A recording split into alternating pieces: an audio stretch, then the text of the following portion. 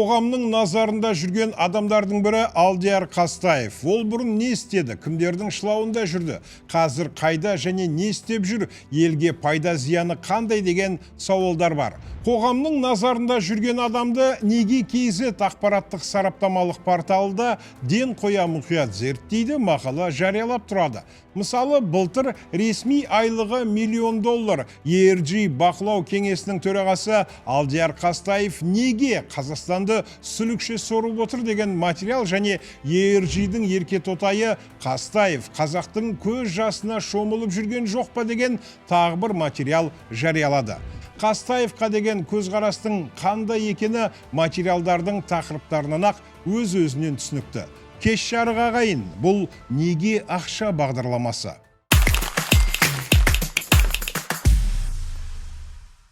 Ал ендігі кезекте порталда ERG-дің еркетотайы Алдияр Қастаев Сардинияда не бүлдіріп жүр деген материал жарыққа шығып отыр. Бұдан Қастаевтың қайда және қандай істерге шатысып жүрген байқаймыз. Оның басына қара бұлт үйірілуі мүмкін деген әңгіме шығып жатыр. Материалда мынадай деректер айтылады. Бұған дейін неге Қазақстанды май-шелпекке айналдырған Александр Машкевич пен оның командасы туралы дүркін материал жариялаған. Соның ішінде ERG-дің еркетотайы Алдияр Қастаевқа да жеке тоқталғанбыз.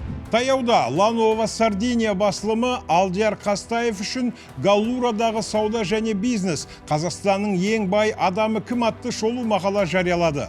Онда Еуразия тобы жауапкершілігі шектеулі серіктестігінің басқарма төрағасы лауазымына өсіп, аты шулы Еуразиялық үштік Патох Шадиев, Александр Машкевич, Алиджан Ибрагимовтың ең сенімді адамына айналған Алдияр Қастаев туралы тарқатып жазады. Еуразия тобы компаниясының бұрынғы менеджері, қаржыгер Алдияр Қастаев Олбияның индустриалды аймағындағы үлкен Geo Village туристік спорттық орталығын 14 миллион евро төлеп сатып аларда да ақшаның бетіне қарамапты. Оны Галураға инвестиция салу үшін Оралдан келген Скрудж Макдак десе болады. Қастаев әуелі Салима Foundation компаниясы орналасқан Темпиодағы Ринаджиу кешенін көздесе, содан кейін Каниджондегі бидай егілген бірнеше жерді және ақырында Коста Смиральданың қақ ортасындағы Пиккола Рамацинадағы көздің жауын алатын жағажай вилласын иемденгісі келді.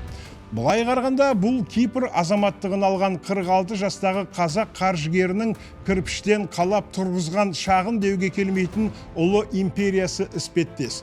Енді ол Олбиядағы Гео ауылда алғашқы халықаралық екі тілді жеке мектеп ашпақшы. Әрине, мына заманда жоғары білім барлығына бірдей қолжетімді емес, өйткені оның жылдық оқу ақысы 18 мың евроның ожақ бұжағында. Осылайша халықаралық Сискул, яғни Сардиния мектебінің жобасында жаһандық және тұрақты болашақтың сын қатерлеріне жауап беруге арналған халықаралық ағылшын мектебінің дүниеге келгені хабарланған. Бұл Алма және Сипнес Галура өнеркәсіптік консорциумы қол қойған жоба 2025 жылдың қыркүйегінде шамамен 18 гектар өнеркәсіптік алқапта жүзеге асырылатын болады.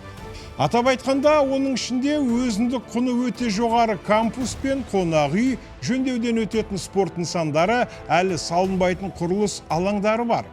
Осы Алма компаниясының артында тағы да шығыстан шыққан жұмбақ бай адам, қазақстандық қаржыгер Алдияр Қастаевтың аты жасырылып тұр. Өйткені Қазақстан сияқты жалған демократиялық желеуге толы және әлі күнге Путиндік Ресейдің айтқанымен жүріп, соның көлеңкесінде қалған диктатуралық мемлекетте бәрі болуы мүмкін. Бұл 2013 жылы саяси қарсыласының әйелі мен қызын ұрлады деген күдікке ілінген Сильвио Берлусконидің досы Нұрсұлтан Назарбаев сияқты президенті болған.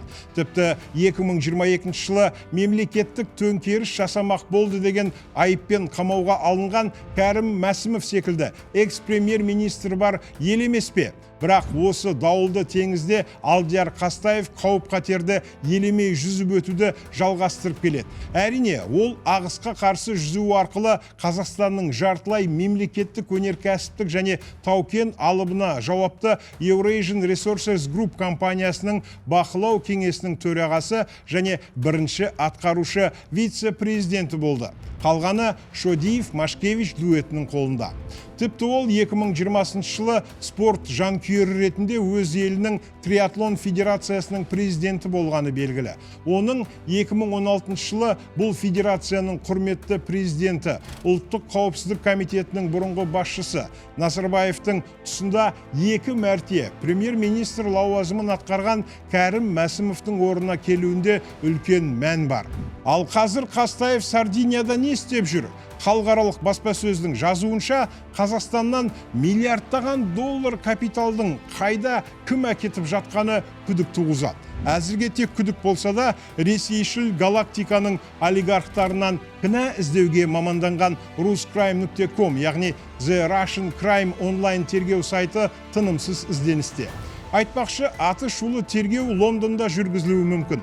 Себебі мұнда Қастаевтар отбасының өте бай адамдар қоныстанған Кенсингтон ауданында 4 миллион фунт стерлингтік шағын үйі бар. Бұл қаржыгердің өз атында емес, есесіне Джерсидегі Гарант Лимитед компаниясына тіркелген бір немесе бірнеше пәтерге қатысты. Неге 2017 жылы маусымда итальяндық компания Сан Лоренцо яхт тапсырыс берушіге SL96 Пикколино деп аталатын, яғни қазақша балақай дегенді білдіретін супер яхтаны жеткізіп бергені туралы жазған болатын. Оның ұзындығы 29 метр, ені 7 метр. Қонақтарға арналған 4 каютасы, экипаж үшін 2 каютасы бар супер яхта сұмдық жылдам жүзетін көрінеді. 2200 аттық күші бар 2 двигателі 54 шақырым сағатына немесе 29 узел қашықтыққа жүзуге мүмкіндік береді. Осы ұзындығы 30 метрге жуық супер яхтаның құны шамамен 8 миллион евро. Мұны сатып алу операциясы біршама күрделі түрде жүзеге асыпты. ruscrime.com сайтының мәліметі бойынша 2017 жылы Қазақстанның 2 азаматы Ұлыбританияда және Мальтада 2 компанияны тіркейді. Британиядағысын Пикколино Тендер ЛТД, Мальтадағыны жай Пикколино ЛТД деп атайды. Сол кезде ағылшын компаниясы яхта сатып алу үшін мальталық компанияға 8 миллион евроға жуық несие берген. Сол ruscrime.com сайтының хабарлауынша, яхтаны басқару және күтіп баптау үшін арнайы Мальта компаниясы құрылған. Мұның да қызмет көрсету бағасы арзан емес. Алайда тағы да бұл мәліметте Алдияр Қастаевтың аты жасырын қалған. Себебі яхта тіркелген компания қаржыгердің әкесі мен анасы Аслан Қастаев пен Ғалия Сарғасқаеваның атына рәсімделген көрінеді. Бір қарағанда Қастаев Коста Смиральдадан армандаған вилласын сатып алған тұста арнайы компания ашты. Содан кейін екіншісін көп ұзамай өте қымбат жылжымайтын мүлікті басқару үшін трест құрды. Дегенмен бұл транзакциялардың барлығы Кайман аралдары немесе Джерсиден аударымдар мен төлемдерге күдіктенген қаржылық ұйымдар мен италиялық банктердің назарынан тыс қалмады. Бәлкім Қастаев бұл жақтыда Қазақстан сияқты сырт көзден қашықтағы бақытты мекен деп ойлаған шығар. Арнайы сіздер үшін неге ақша бағдарламасы? Құрметті көрермен, YouTube арнамызға жазылып, осы мәселе жайлы пікір қалдыра отырыңыздар.